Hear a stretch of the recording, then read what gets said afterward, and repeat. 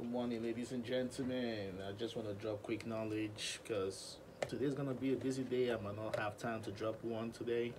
I did a video over the weekend. I've had issues converting it to MP4 so I can upload it to my IGTV.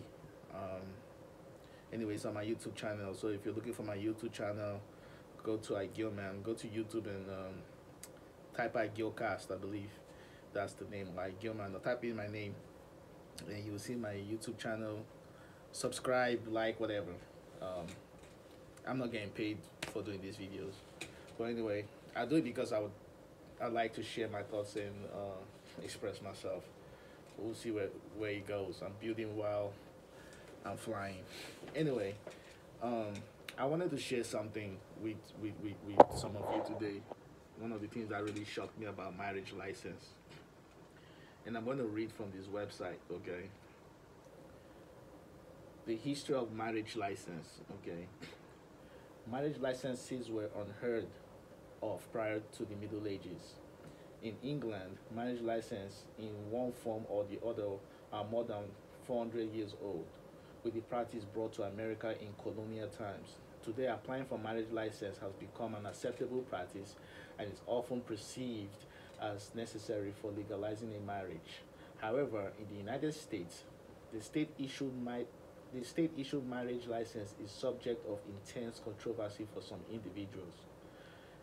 Early marriage contracts.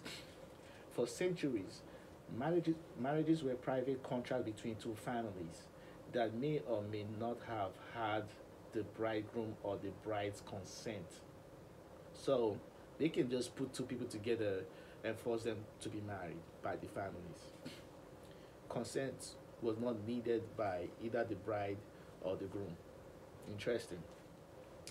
Marriage was not only for procreation, but was also for building financial, social, and in some cases, political alliance. That's why back in the early centuries, between two warring factions, like two warring countries or two warring kingdoms, for them to have some kind of political peace, um, the kingdom that is subjected to losing a war will have the daughter marry the prince or the king in the other kingdom. That was commonly practiced, it's commonly known. If you watch medieval movies, you see the medieval movies all the time, right? Okay, so when the state-run Church of England decided it wanted to have a say, this is the Church of England, deciding that it wanted to have a say in approving marriage partnerships, laws regarding marriage licensing were established to ensure level of control and source of revenue. So they invented marriage license for money. One reason. That's just one reason. Now the second reason, publications of bans. This is how they used to do it back in the day when the Church of England was ruling, right? The Church of England exercised power throughout England and in the American colonies, with the colonies later adopting many of the same laws. When they became states, both church and states allow marriage by publication bans instead of more expensive marriage license. The Library of Virginia describes bans as public notice that was written, published, or orally announced for three consecutive meetings at church of the bride and groom. So back in the day, what they used to do instead of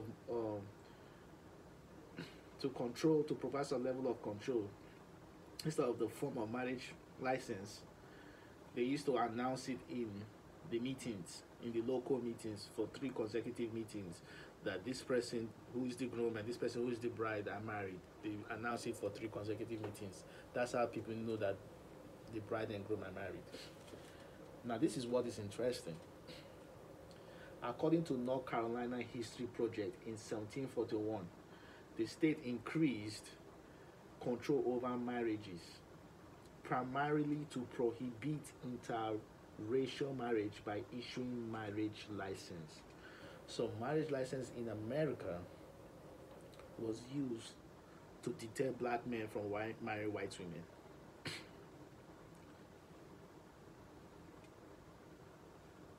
was used to make money, to raise revenue, and was used as a way to stop black men from marrying white women. It was used to prohibit interracial marriages. By 1920s, some 38 other states had issued similar laws in effort to keep white race pure. Wow. Virginia Racial Integrity Act of 1924 made it illegal for mixed race couples to marry. The Racial Integrity Act remained law until 1967 when the U.S. Supreme Court declared Virginia's ban on interracial marriage unconstitutional. This is crazy, man.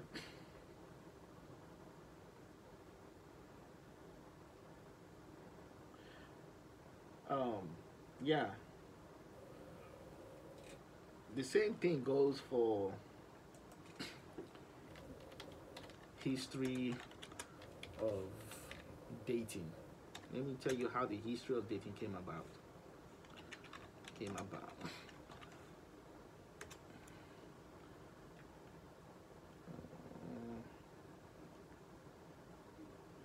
Okay.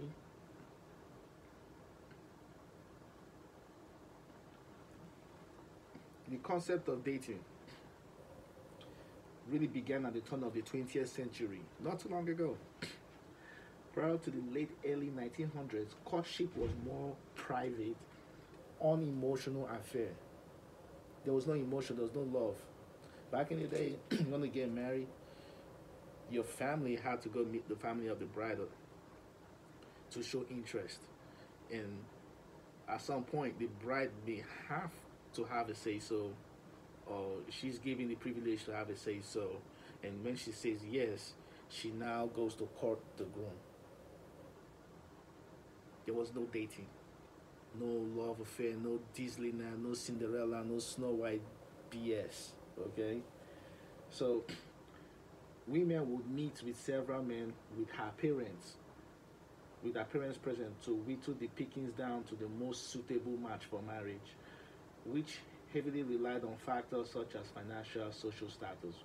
When a young woman decides on a man she wanted to see exclusively, their activities as a couple took place either in the household or at social gathering. Back in the day, before they even conceal the deal, the man and the woman don't really hang out. They have to be publicly seen if they hanging out. It don't used to be that the woman goes to the man's house and live with the man. This was before the union. Okay. So at that time there was no such thing as just two young lovers going out on a date. It's right there. At that time, there was no such thing as just two lovers going out on a date. Those things were prohibited. It was frowned upon. Even here in America, it was the same practice in Africa too. Okay. So, however, this began to change in the early years of the 20th century when couples began to go out together in public and unsupervised. Still, the ultimate and very apparent goal was still that of marriage. This stands in stark contrast to today's dating world when the topic of marriage may not be brought up in several years.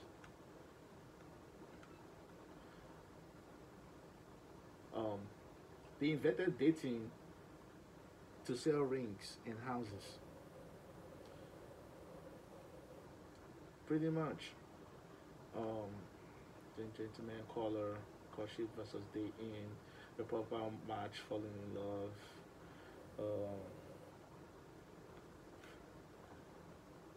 Millennial dating. Hold on, let me try to keep this video under 15 minutes. Dating was invented to sell engagement rings and houses. So, in Bride.com, the surprising history of engagement rings. The history of engagement rings is actually quite surprising. What we think as of the symbol of love today was nothing more than a mark of ownership in ancient time. Not very romantic, right?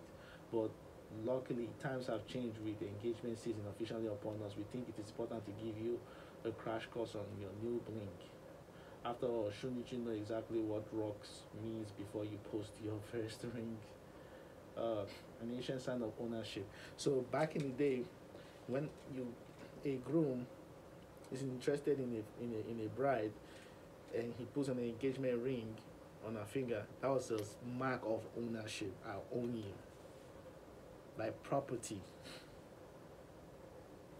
Okay. Um.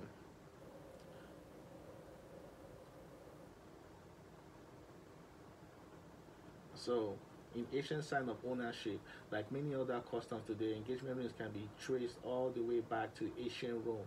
According to Gemological Institute of America (GIA), Roman women wore rings of ivory, flint, bone, copper, and iron to signify a business contract or to affirm mutual love and obedience.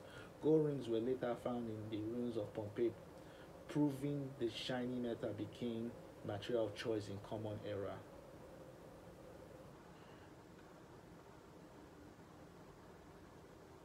So, a mark for marriage. It wasn't until 850, the year 850, that engagement rings was given an official meaning. Pope Nicholas I declared that the engagement ring represent a man's intent to marry with gold as the most popular material for betrothal rings at the time. The first time diamond appeared on the engagement ring was in 1477 when Archduke Maximilian of Austria proposed to marry Burgundy. According to GIA, the ring featured long and narrow diamonds mounted in the shape of an M. Okay, I don't need that story. Um,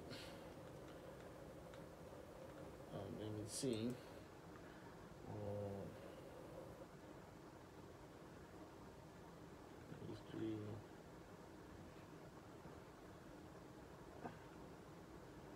History of dating invented.